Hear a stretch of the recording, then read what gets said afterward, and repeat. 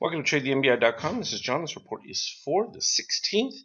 And there you see it, cyan candle. We've been playing those all year long so far at this point. Plus 46 1/4 points for the day. So if you had ignored that previously, you would have also seen that we had from our 50K new purchases.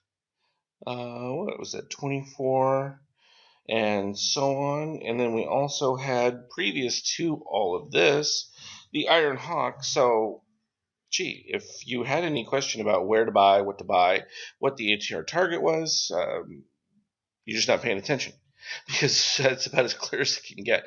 Now, typically for a stop, usually 2.5 times the ATR to the downside. Not that complicated to calculate, and nice improvement there for the close off of the pop. Not a big deal as far as what we're seeing from the ES here. You got very weak as far as the cyan, not really doing a whole lot, and we've been easing off on buyers, just have not been in there. But as soon as we get the next pivot up from the green, should be nice little run out of it. The issue I have with it is that you're still so far away here with the steel. What I particularly like is when you get a much deeper drop and then you get the steel coming up above. Those tend to give you your biggest pops, but this is still going to be a decent buy signal when you get a green pivot to the upside. We've already seen steel making that move, adding to the buyers a little bit off of the dip. So there you have it. We might as well look at the intraday. What the heck? Pretty flat. Modest has started off with a decent gain. We saw the deep red. We were expecting a little bit of a retrace. Came back, did that, and then proceeded to just move around softly. There was some decent buy signals within the overall setup as it came in there. You can see the ones where you have the steel coming from below. When you get this kind of separation, you usually have a little bit less likelihood. You get the pop-up right there. Steel goes above cyan. Same time you get the red-green. I always love those because those tend to have the strongest kind of oomph to them. And proceeded to shoot up nicely. And then we have the, well, what is the tally so we can see where that's at? Calculating. So we're at 51% win rate right there. All-time equity highs if we look at our chart right there from a periodic return standpoint. So just for this year, if you were only trading it right now, up 33% off of the previous 293,000 that it gained. So, you know, it's on par.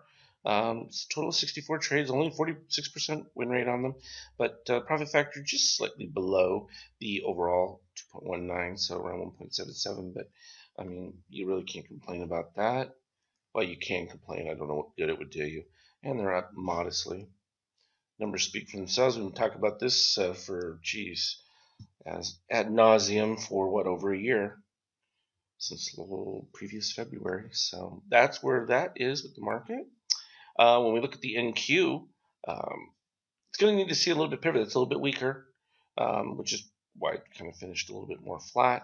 And still would expect a little bit more weakness on that unless you see an immediate pop from there. You've got cyan above the 0, which is typically negative. Kind of flattened out though, so I'm looking for that pivot for the green as being a nice key signal. And the fact that all the others, gosh, we now have 3 different setups all signaling the exact same thing for Monday. So we're expecting something a little bit better than blah, I guess would be the best way to describe it, and potentially could be decent.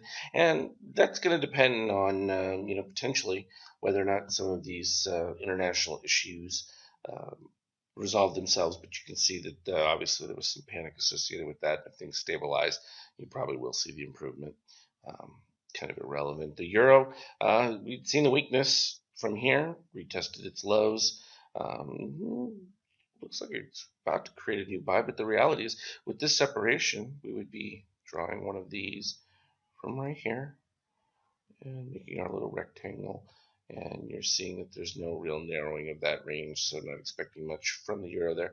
Still, at 135, it's not like it's been a huge move, but off its peaks. And that's just because of the expectation of some weakness in the Eurozone. Oil, obviously pressured from this whole construct, but that's been a nice buy from back here long before any of that stuff broke out. So what came first, the chicken or the egg? The breakout started, and did it get accelerated by the news? I don't think so. It was already set to make that run. Until we had the buy signal from there, open lower, but it held up just fine. Then, like again, we said you're not expecting a lot when we're in the deep red from this particular setup. Though we have crossed the green to the cyan, so the key here would be to make sure that the red is continuing, moves to a new zone. And someone said to me, well, was it okay to jump into it? And I'm like, absolutely.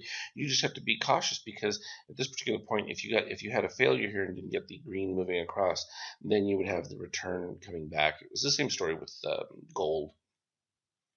In fact, looking at it right here, and see, so it's finally crossed that threshold, but the power's been in rising red. As soon as that begins to turn, then you're gonna have an issue with it. It'll start to return back to it, and then people will be like, oh, I just thought it was safe to get into it, and it's gonna come back. But that's been a decent run. I mean, we haven't seen any overbought yet.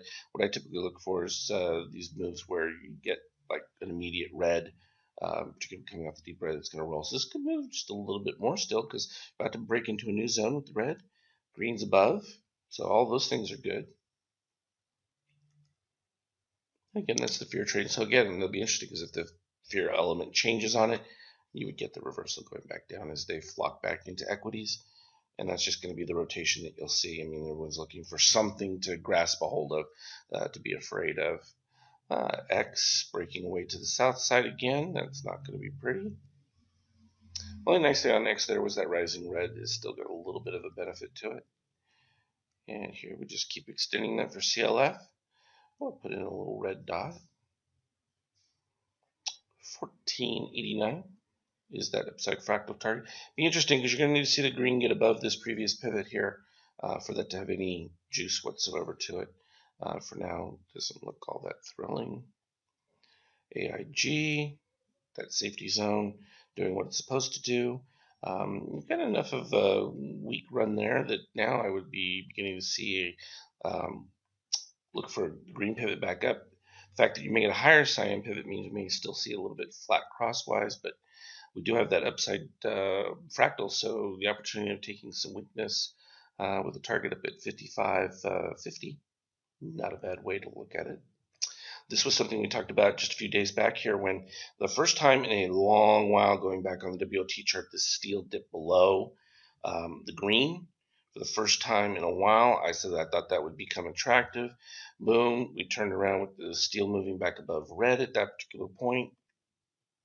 And then it just took a little while, and then boom, the green broke above red, and it all just started to accelerate. And that was pre-built in that dip from the steel coming back there. It was still a subtle signal to pay attention to, particularly for the length of time that the steel and cyan had stayed above red, white, and green for forever while this thing was in a decay. But decent move there. We can take a look at our radar screen. We'll scroll through some of the numbers, and then we'll look at the daily alerts. It's nice when we get all those daily signals to give us same directional move regardless. That was the Dow. Looking to the S&P.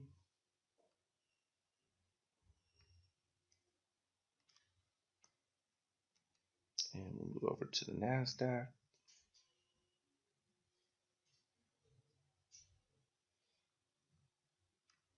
Pretty decent mix with all of those. We'll plop up the alert charts. Okay, we'll start with Twitter, which is on the downside of it. Nope. Spacing going back to the upside, we should look for that to fade just a little bit coming off that twist. And now we got a nice narrowing in Tesla. Again, we talked about this on the yellow dot, that it was worth taking an opportunity into it. You had the right configurations starting, particularly when you see that steel break above. We just now need to see the continuation there and red move above. So from that yellow signal, in fact, I should just put this line right down there where the yellow was. We'll just change the color to yellow. That way we'll have a reference point. And this is what I like to do on the charts. It just gives you a reference idea so that you can see it going forward. PCLN, I laughed at the pop that it had, because we could see that we were going to potentially suffer some more weakness with this because it was not making any new highs from there. It did put in the yellow sign as it was starting, but immediately in the morning flipped back up to give it the spider as well as this was coming down. So even if you had taken the yellow dot to start with, you could see that it had flipped around from there immediately and started to cave. I think that was pretty clear in the 15-minute charts too.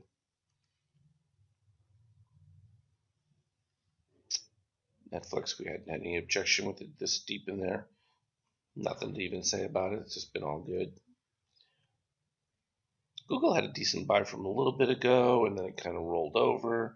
We made lower pivots on the green. We've made lower pivots on the red. I would expect that to trail a bit lower. Facebook had been kind of flopping around after its most recent little pop. But still, you have the steel moving lower. You had red staying up in the higher. You had higher green pivots from the previous one. Those are all good things. So no objection to that. This is what you would expect to see as a huge breakout kind of. No, just like Netflix thing where it gets into a steady little, just gentle incline, almost like AIG has had. FAS had a little brief rollover there, but it was deep in the safety zone here, just now reaching this critical mass point. So I would expect to see that the breakout here for Monday is going to really give us a clear determination. So it could be something to watch in the mornings for a play and take the direction of the 15-minute alerts. That would be worthwhile. Got our nice retrace of the positive extremes. And I like that when you can clear the positive extremes early and you don't have them lingering back there in the back of your mind. Clearing the safety zone for Baidu. Looking good all the way across in that one. And finally, we got Amazon and Apple to look at. And there's Amazon, still facing a little bit of the weakness, even though still very safe with the cyan well below red-white. So it's just been easing off a little bit of its strain. Next one, to look for the green pivot, it's going to have to get above that 7.5. Unfortunately, with the retrace it's taken out this one, this would be the next major level that it has to retrace. Hasn't gotten down to that point. We would look for it to improve, especially with that steel dipping as low as it did. And Apple, no objections to the Apple whatsoever. Yes, it does have a lot of retraces, but that steel, hyper deep into there. We just did get these signs. So this is a strong bear move as we've seen in a long time from it. Nothing really to object about on it. Next, we're looking for now the green pivot would be the turnaround point. And hasn't happened yet. So I would be watching the 15 minutes for the next signal for buys to begin to look to catch your turnaround. And we'll see it first thing in the morning on this daily because it'll either pivot lower or you'll get an additional move. Now, if we get an additional move of the sign above the red, you could see a little bit more exacerbated weakness before that turnaround. But regardless, the green moving lower, and particularly if it moves lower swiftly than getting a steel move, it's going to produce a nice move back to the upside on it. So I think that will be attractive setup. So as you can see, it's not horrible out there, really not. And I think there's some potential good plays. Obviously, we'll be sticking with where we're at with the MBI Opus daily, and continue to roll off that. Support well off its ABM, so no objections whatsoever. So continue to look for me on the private Twitter feed, StockTwits. May even post a few there, and definitely on the Skype chat for all you members. As always, trade well.